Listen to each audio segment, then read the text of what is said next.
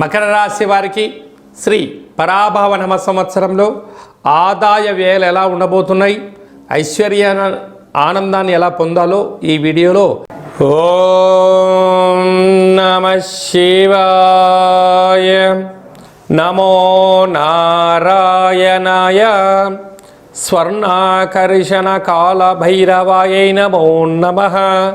హరి ఓం. మా ఛానల్కి స్వాగతం.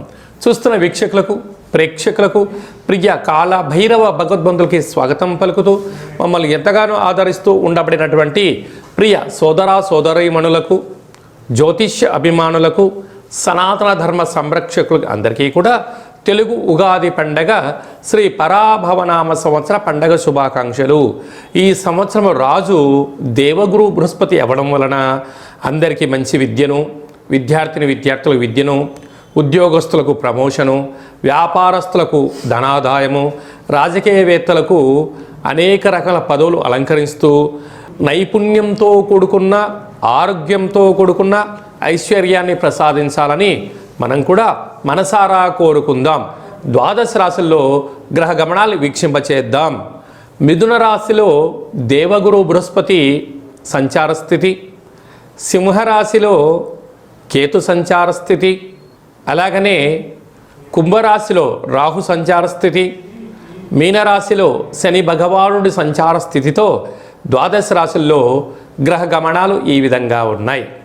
ఈ సంవత్సరము రాజు దేవగురు బృహస్పతి అవ్వడం వలన సకాలంలో పంటలు, విద్య, ఉద్యోగము, ఐశ్వర్యము, అనంతమైన ఈ భూమండలమంతను కూడా నిత్యము సస్యశ్యామలంగా ఉంటుంది.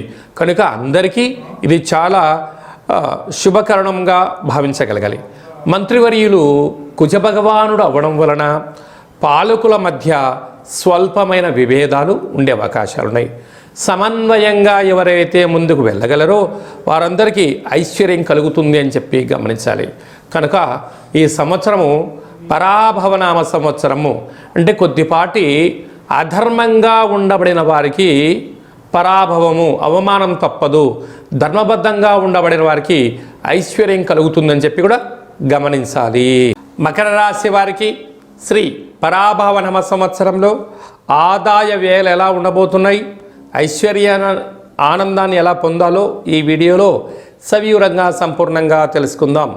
మకర రాశిలో ఏ ఏ నక్షత్రాలు వస్తాయనగా ఉత్తరాషాఢ నక్షత్రంలోని 2, 3, 4 పాదాలు, శ్రవణ నక్షత్రంలోని 4 పాదాలు, ధనిష్ఠా నక్షత్రంలోని 1, 2 పాదాలు కలిపితే మకర రాశి.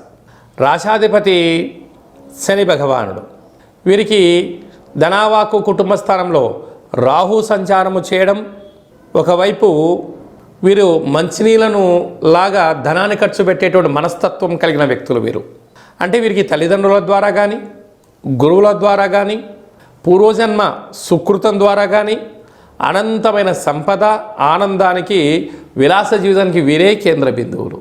కనుక ఈ సంవత్సరము వీరి యొక్క ఆదాయం 2, వ్యయం 8 అంటే -6లోకి రాబోతున్నారు. కనుక వీరు ఏం గుర్తుపెట్టుకోగలగాలి? స్వీయ నియంత్రణ, అనవసరమైన ఖర్చులు తగ్గించుకోవాలి.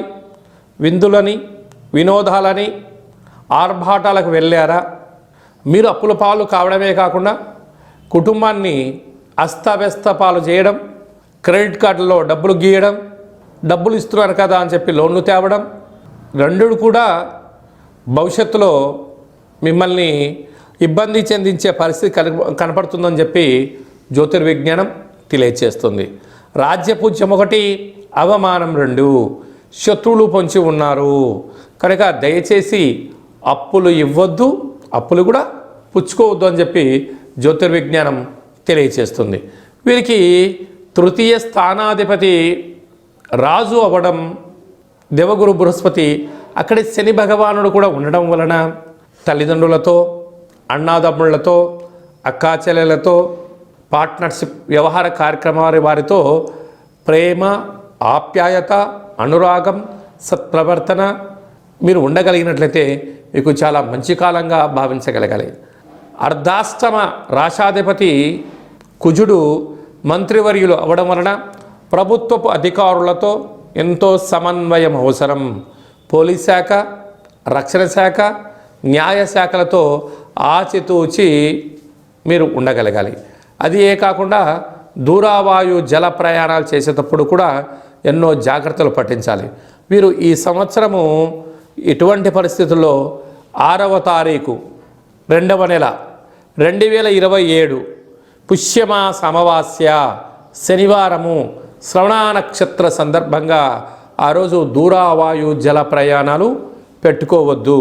కనుక ఈ మకర రాశి జాతకులు శక్తి కలిగితే ఈ సంవత్సరం లోపల కళవు వెంకటేశ్వర స్వామి వారి యొక్క దేవాలయాన్ని దర్శించడం, తోమాల సేవలో పాల్గొనడం, అంగ ప్రదక్షిణ సేవలో పాల్గొనడం, అలాగనే అనంత పద్మనాభ స్వామి యొక్క దేవాలయ దర్శనం వలన మీరు కుబేరులు అవుతారు. అలాగనే యమునా నది స్నాన సందర్భంగా గ్రహదోషాన్ని తొలగించుకొని స్వీయ నియంత్రణ ద్వారా అనంతమైన అదృష్టానికి మీరే కేంద్ర బిందువులు అవుతారు. కనుక 6వ స్థానంలో రాజు సంచారం చేయడం వలన అప్పులు ఇవ్వద్దు, అప్పులు పుచ్చుకోవద్దు. ఎప్పుడు రుణ సమస్య, రోగ సమస్య, శత్రు సమస్యలు కూడా పొంచి ఉన్నాయి. కనుక నిత్య ఆధ్యాత్మిక చింతన అవసరం.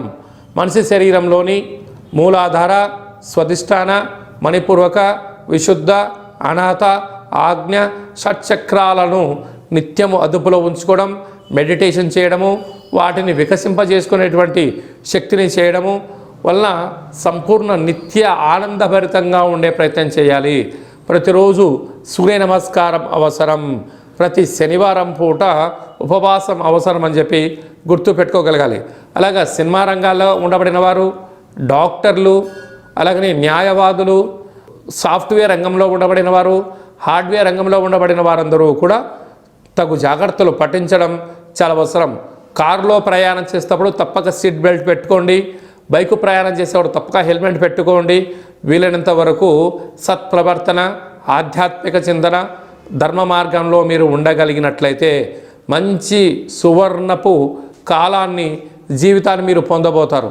లేకపోతే అనవసరమైన అప్పులు చేయడం, గొప్పలకు వెళ్ళి విందులని, వినోదాలని మీరు ఉండగలిగినట్లయితే అనేక రకాలమైన సమస్యలతో సతమతమవడం, అనారోగ్యము, చర్మ వ్యాధులు, అలాగనే ఆహార ఉత్పత్తులు, చేపల ఉత్పత్తులు, హోటల్ రంగ వ్యాపార కార్యక్రమాలు, నీటి సరఫరా రంగంలో ఉండబడిన వారు, అలాగనే వ్యవసాయ సోదరీమణులు కూడా వీలైనంత వరకు గౌరవ మర్యాదలతో ప్రతి విషయాన్ని గుర్తుపెట్టుకొని ముందుకు వెళ్ళగలిగితే మీకు సువర్ణపు కాలంగా భావించాలి. లేకపోతే అప్పుల కాలమయ్యే పరిస్థితి అధికంగా ఉంటుందని చెప్పి గమనించాలి.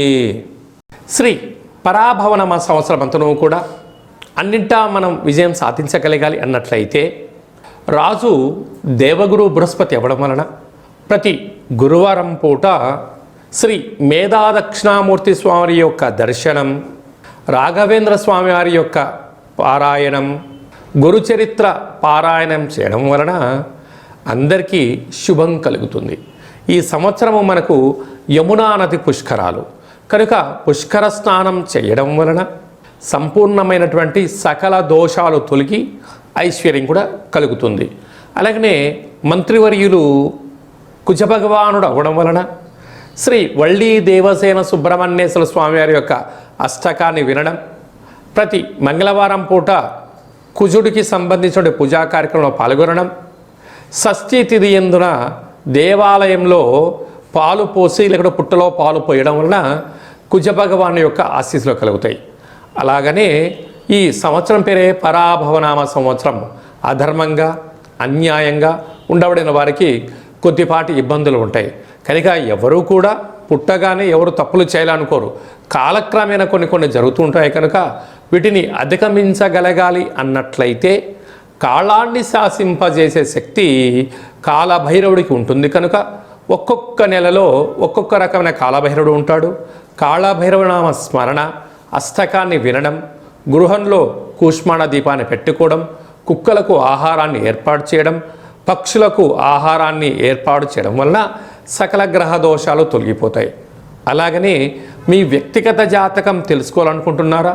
మీ యొక్క పేరు, పుట్టినటువంటి తేదీ, నెల, సంవత్సరం, పుట్టినటువంటి సమయం రాసి పంపించినట్లయితే 100 సంవత్సరాల జాతకం రాసి పంపించి పుట్టినప్పుడు గ్రహ గమనాలు ఎలా ఉన్నాయి, శ్రీ పరాభవనామ సంవత్సరంలో ఎలా ఉండబోతుంది, రాబోయే కాలంలో భవిష్యత్ కాలంలో ఎలా ఉండబోతుందో మీకు సవివరంగా సంపూర్ణంగా తెలియచేయడం జరుగుతుంది. చాలామందికి డేటా బర్త్లు లేనటువంటి వారికి మీ పేరు యొక్క మొదటి అక్షరాన్ని అనుసరిస్తూ ఆదాయ వ్యయాలను కూడా వివరిస్తూ రాజపూజ్య అవమానాలను తెలియచేస్తూ సంపూర్ణమైన కాళభైరవ ఉపాసన చేత గవ్వల ద్వారా రమణ శాస్త్రం ద్వారా భూత భవిష్యత్ వర్తమానాన్ని తెలియజేయడం జరుగుతుంది. కనుక ఈ కిందనేమును సంప్రదించి అపాయింట్మెంట్ తీసుకొని సంప్రదించగలరు.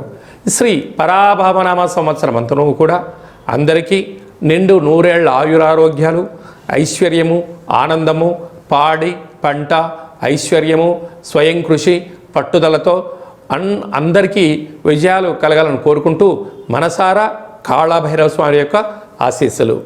ఓం కాళకాలాయ విద్మహే కాళాతీతాయ ధీమహి తన్నో కాళభైరవ ప్రచోదయాతు. ఓం రాజాదిరాజాయ ప్రసహ్య సాహినే నమో వయం వై శ్రవణాయ కుర్మహే సమే కామాన్ కామకామాయ మహ్యం కామేశ్వరో వై శ్రవణాయ మహారాజాయ నమః. శతమానం భవతు శతాయు పురుష సతేంద్రియ ఆయుష్యేవేంద్రియే ప్రతితిష్టతి. ధనం ధాన్యం బహుపుత్రలాభం శత సంవత్సరం దీర్ఘమాయు.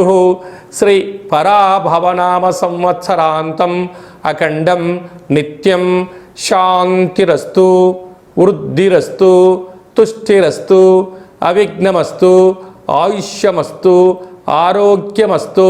స్వస్తిం శివం కర్మాస్తు. కర్మ సమృద్ధిరస్తు, వేద సమృద్ధిరస్తు, పుత్రపౌత్రాదిరక్షంతు. సర్వే జనా సుఖినో భవంతు. లోకా సమస్తా సుఖినో భవంతు. సర్వం కాళభైరవ దేవతార్పణమస్తు. హరి ఓం. ఈ వీడియో మీకు నచ్చినట్టయితే మా ఛానల్ని సబ్స్క్రైబ్ చేసుకోండి.